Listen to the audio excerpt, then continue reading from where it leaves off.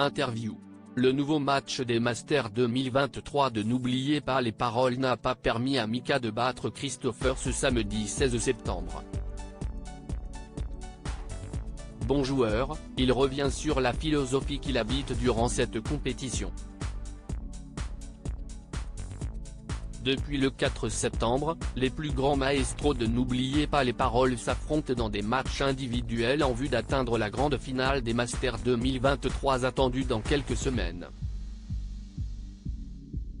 Renaud, Hervé ou encore Caroline ont déjà gagné leur ticket pour les huitièmes de finale du jeu de Nagui, mais il reste encore plusieurs matchs à suivre sur France 2. Ce samedi 16 septembre, Christopher, 10e au classement des meilleurs maestros faisait face à Mika, 21e. Un match qui a tourné en faveur du participant à la saison 2 des traîtres.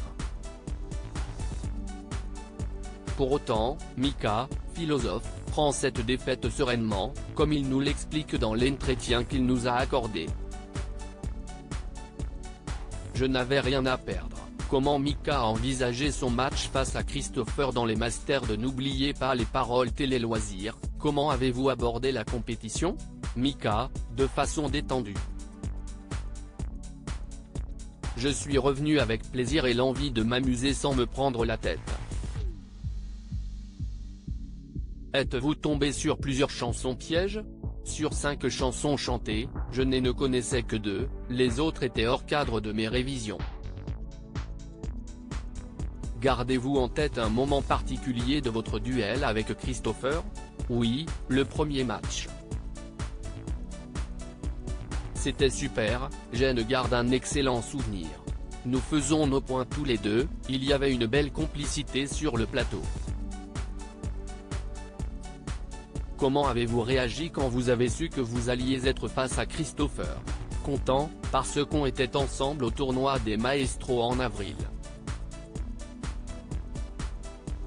Je savais que c'était un très bon compétiteur, il a un panel de chansons plus conséquent que le mien, donc je me suis dit que de toute façon je n'avais rien à perdre, au pire, tout à gagner. Il amène une humeur qui est assez bonne sur le plateau, on ne s'ennuie pas avec Christopher, si c'est assez cool d'être à côté de lui sur le plateau. J'y vais pour m'amuser, Mika cache sur ses chances dans cette compétition. N'êtes-vous pas trop déçu d'avoir perdu?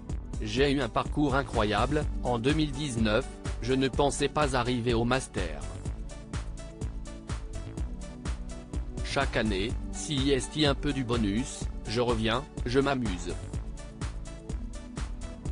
Je gagne tant mieux, je perds, ce n'est pas grave. Avez-vous toujours cette envie de gagner? Je ne peux pas dire le contraire, mais on n'y va pas pour gagner à tout prix, on a déjà tellement gagné dans nos parcours respectifs. Je suis moins bien classé que les autres, mais j'ai envie de faire aussi bien. Je sais que je ne gagnerai jamais les Masters, donc je n'ai pas de stress particulier. J'y vais pour m'amuser.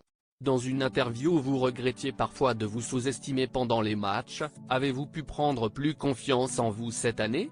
J'ai repris confiance en moi cette année. J'ai essayé de consolider mes connaissances pour que le jour J, si je connais la chanson, je la connais parfaitement. Afin de ne pas avoir de regrets? Si est surtout ça. Les années précédentes, je chutais sur des chansons que je connaissais par cœur, parce que je perdais tous mes moyens, je voulais minimiser cet aléa. Cela a fonctionné? Vous vous êtes senti mieux sur cette édition? Oui, sur le plateau, ce que j'avais révisé était acquis. Je me suis senti beaucoup mieux sur le plateau. Redoutiez-vous un maestro? Je les redoute tous. Je suis à mes 4e Masters, j'ai joué contre Margot comme contre des gens moins bien classés que moi, donc j'ai affronté tout le panel et on se rend compte que chaque match est très difficile, que ça se joue à des détails. Un petit stress suffit à me faire perdre ou faire perdre mon adversaire. Il y a plusieurs rendez-vous où vous jouez pour des associations. Y a-t-il plus d'enjeux dans cette compétition des masters? Non, le plus gros enjeu est de gagner des sous pour des associations. On se dit qu'on a entre nos mains peut-être des vies en jeu, car les associations attendent une rentrée d'argent pour pouvoir aider certaines personnes.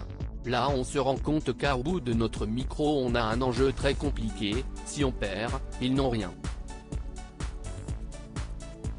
L'année dernière, je me suis dit, cette grande décision que Mika a prise pour n'oublier pas les paroles, ce sont ces autres compétitions, le tournoi des maestros et la ligue des maestros, pour lesquels vous pouvez avoir plus de stress.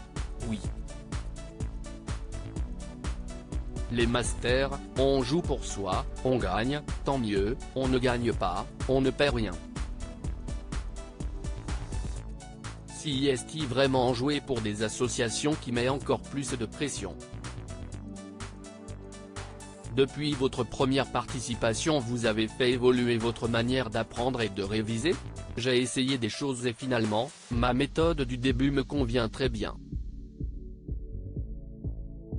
J'ai commencé en apprenant par cœur, j'ai essayé 1 ou 2 années en écoutant, j'ai vu que ça ne me servait pas. Je suis revenu au par cœur.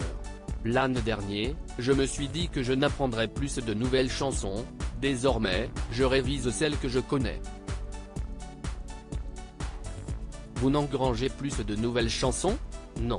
Aujourd'hui, j'ai un panel de 800 chansons acquises, enfin, ce n'est jamais acquis parce qu'il y a toujours de petits réajustements à faire.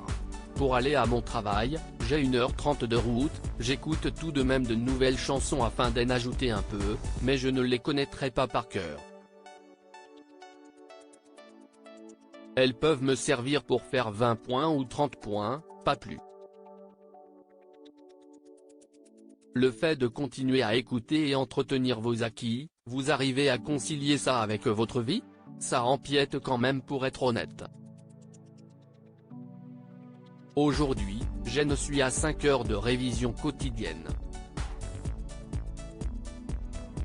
Gardez-vous toujours autant de plaisir à réviser? Oui, si est-il de la musique. Si est-il plaisant d'écouter de la musique, de chanter. Vous aviez un projet de création d'entreprise, où en est-il? Je l'ai mis de côté. Depuis que je suis sorti du plateau en 2019, j'ai trouvé un travail qui me plaît comme sous-traitant de la Marine nationale, et pour le moment, vu les conjonctures liées au Covid et à l'inflation, aujourd'hui si est-il périlleux de s'embarquer dans un projet de création d'entreprise. J'ai un travail qui me fait vivre et j'éprouve du plaisir à exercer cette profession.